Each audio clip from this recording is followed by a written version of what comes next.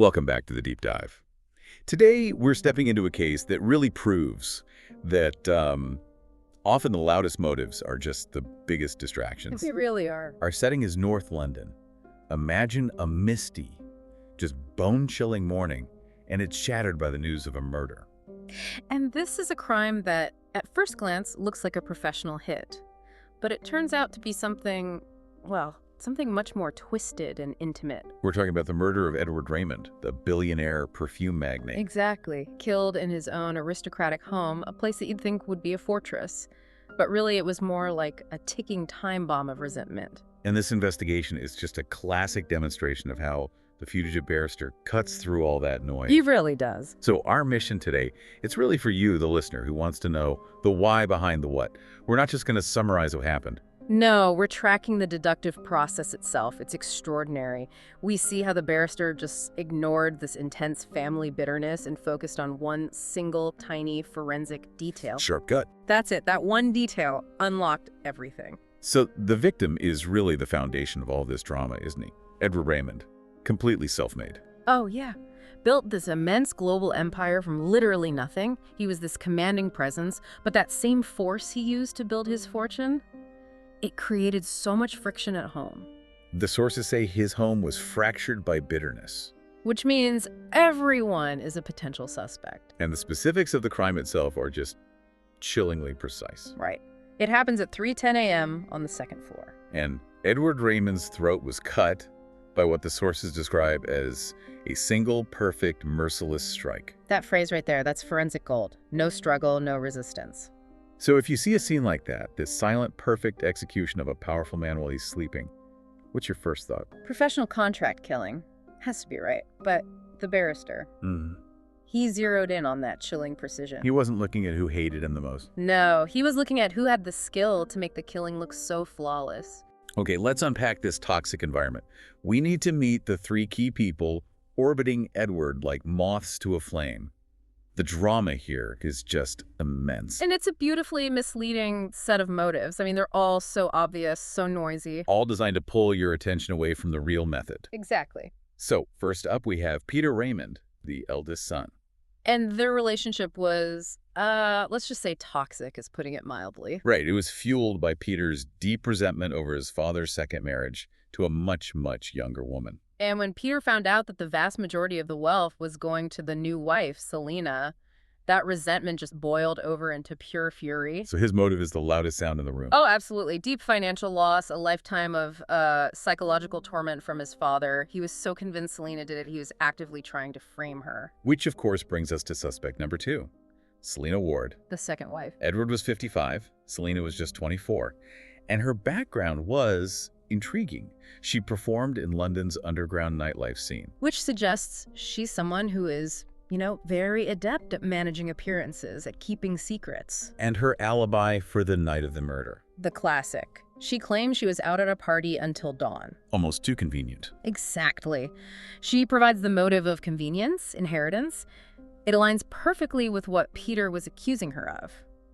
But then there's the third person, Dr. Stephen Aldrich. Edward's longtime physician, and he brings a completely different variable to the whole equation. That's right. The doctor was visiting the house multiple times a week. Supposedly to treat Edward's heart condition. So he had unparalleled access, unparalleled intimacy, more so than almost anyone. And this is so critical. In a deep dive like this, you have to ask yourself, when you're investigating a silent, medically perfect execution, who's more important? The person with the loudest motive. Or the person with the technical knowledge and guaranteed access to the victim's most vulnerable moments? The barrister knew immediately that the doctor couldn't be ignored. Okay, so if the doctor was such a strong technical suspect, why did the barrister start by focusing on something so mundane, so domestic? Edward's nightly warm milk routine. Right, the investigation moves from these hot-headed suspects to clues that were, as the source says, cold as the Alps. Because the crime has to breach a routine to be successful. Edward drank warm milk every single night, prepared by the cook. Because the doctor had advised it for his heart. But on the night of the murder, something changed. Selina was the one who delivered the milk, right before she supposedly left for her party. And that break in routine, that's the first clear signal. It tells you something was prepared that night. The milk was the delivery system. And the second major physical clue immediately confirmed that this wasn't a one-person job. No. The structural integrity of the house itself was breached. At the roof. A constable on the scene reported that the latch on the rooftop door was found open. Well, when the barrister arrived, he finds these faint, almost invisible bloodstains on a pipe near that door. A pipe running right up the side of the house. And this is where the deduction moves from just, standard police work to... It really is. The bloodstains were so faint they were almost missed. And they told him everything about the external access. But the unlocked roof door told him everything about the internal access. And he puts it together instantly. This is the key quote. A professional wouldn't leave this behind. Someone climbed up, and someone opened the door from inside. That one sentence, it just dissolves the idea of a single murderer. It proves prearrangement. The person who climbed the pipe was the executioner. And the person who unlocked the door was the insider. This realization led him straight to the questions he wrote down in his black diary. And these questions are basically the roadmap for us, for the listener. Absolutely. Number 1, who opened the door? 2, why did Selena, breaking her normal routine, give the milk that specific night? And then the forensic questions. Alprazolam. A razor-sharp cut. And the big one. Could only a doctor achieve such precision? Let's focus on that drug, alprazolam. It's a common benzodiazepine. A very strong sedative. The barrister knew, he just knew that the lack of struggle was impossible unless Edward was deeply unconscious. Meaning the sedative had to have been given in a lethal or at least a near-lethal dose. Yes, and this is where the doctor's knowledge of toxicology becomes just paramount. A civilian might use poison, sure, but only a person with medical training would know the exact sedative to crush up and administer. And in a high enough dose to induce that profound, silent unconsciousness. Guaranteeing the no-struggle condition. It's chilling. So the doctor provided the knowledge, Selena provided the access with the milk. We have the means to incapacitate, and we have the means of entry. Now, the barrister just had to connect the human motive. And that motive started with the suspects trying desperately to throw him off the scent. Right. Selena tried to name a businessman, Bonberry Dutton, claiming he was suspicious. A classic red herring. And it was eliminated so quickly. The man was confined to his bed with a fractured leg. It was just a clear, clumsy attempt to divert attention. Classic guilty behavior, providing a false trail. But the real shock, the thing that broke it all open, came when the barrister looked at where the conspirators kept their secrets. In Dr. Aldridge's desk drawer. They found a lipstick, and it was the same shade as the one found in Selena's room. And just like that, the forbidden relationship they were hiding was instantly exposed by a small, intimate, cosmetic detail. So the motive wasn't just greed anymore. It wasn't Peter's vengeance. No, it was lust, complicated by the financial freedom that Edward's death would bring them.